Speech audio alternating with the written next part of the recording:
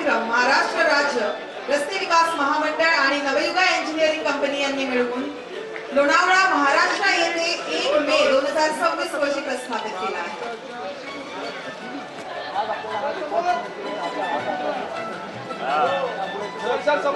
समोर समोर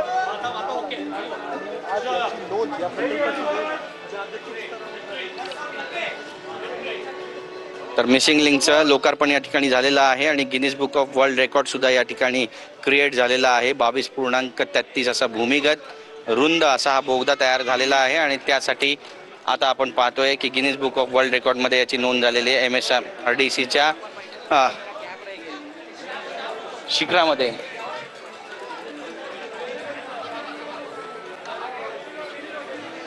काय करेंगे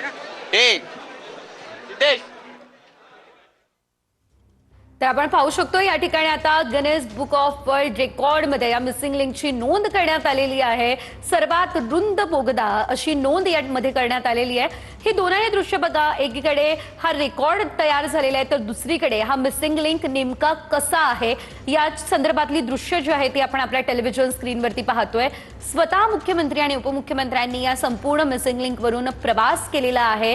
किती सोयीस्कर असा हा प्रवास झालेला आहे, किती सुरळीत हा प्रवास झालेला आहे आणि किती सोयीस्कर असा हा मिसिंग लिंक आहे या संदर्भात संपूर्ण आढावा जो आहे तो मुख्यमंत्री आणि उपमुख्यमंत्र्यांनी या ठिकाणी घेतलेला आहे।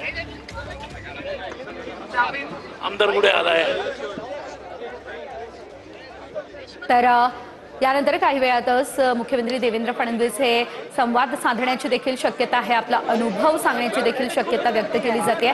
मात्र ज्या लोकांनी या मिसिंग लिंकसाठी प्रयत्न केलेले आहेत, या मिसिंग लिंकसाठी हातभार लावलेला आहे, काम केलेलं आहे, त्यांच्यासोबत या ठिकाणी फोटो जो आहे तो काढला जातोय। इतर काही देखील सरकारमधले मंत्री लोकप्रतिनिधी देखील उपस्थित असल्याचं आपण पाहतोय। दोन्ही उपमुख्यमंत्री उपस्थित आहेत, मुख्यमंत्री देवेंद्र फडणवीस हे स्वतः या ठिकाणी उपस्थित आहेत आणि अखेर हा सरकारचा ड्रीम प्रोजेक्ट या ठिकाणी पूर्ण आलेला आहे। तर हे दृश्य आपण या ठिकाणी पाहतोय, महाराष्ट्राचे मुख्यमंत्री आणि उपमुख्यमंत्री या ठिकाणी आहेत आणि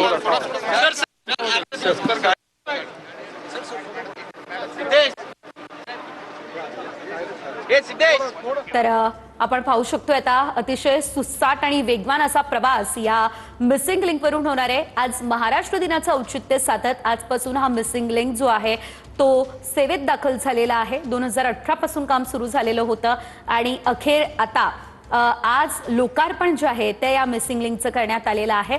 संपूर्ण रस्ता जो आहे तो सुरळीत करण्याचा प्रयत्न करण्यात आलेला आहे, घाट जो आहे तो काढून टाकण्याचा प्रयत्न करण्यात आलेला आहे आणि त्यामुळे अपघाताचं प्रमाण जे आहे ते कमी होणार आहे, अपघात कमी होणार आहेत, वाहतूक सुरळीत होणार आहे, वाहतूक कोंडीतून नागरिकांची मुक्तता होणार आहे आणि मुंबई ते पुण्याचं जे अंतर आहे ते देखील कमी होणार आहे आणि त्यामुळे 30 ते 35 महाराष्ट्राचे मुख्यमंत्री देवेंद्र फडणवीस आता गाडी घेऊन या ठिकाणाहून पुन्हा एकदा निघालेले आहेत। लोणावळा एंडला सध्या आपण आहोत आणि या ठिकाणाहून गाड्यांचा जो ताफा आहे तो आता निघालेला आहे। एकंदरीतच लोकार्पण झालेलं आहे। Guinness book of world record मध्ये याची नोंद सुद्धा झालेली आहे। 22.33 मीटर जो बोगदा आहे तो या ठिकाणी तयार करण्यात आलेला आहे आणि डोंगरातून हा बोगदा निघाल्यामुळे आता जगामध्ये याची जी ख्याती आहे ती सुद्धा वाढताना पाहायला मिळते। कॅमेरा पर्सन सिद्धेश नाईकचा गिरीश गायकवाड, TV9 मराठी, मावळ।